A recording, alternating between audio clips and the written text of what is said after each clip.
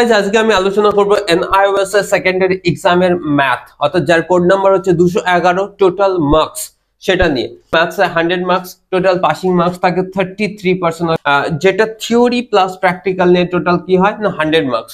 Theory হয় না 85 marks আর practical হয় 15 মার্কস। এই যে প্র্যাকটিক্যালের 15 মার্কস, এটা হচ্ছে অপশনাল, চাইলে তুমি এর থেকে এটা পাস করলেও করতে পারো, না করলেও না করতে পারো। এটা যে পাবলিক এক্সামের যে 85 মার্কস আসে তার হচ্ছে 20%, অর্থাৎ 20% অর্থাৎ টিটো মার্ক অ্যাসাইনমেন্ট কিনা 17 মার্কস।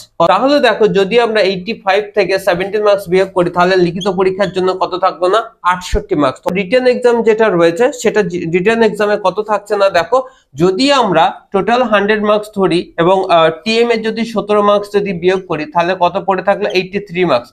83 মার্কস যেটা পড়ে থাকলো তার 33% মার্কস অর্থাৎ 27 মার্কস যদি তুমি পাও তাহলে কিন্তু তুমি পাস করবে।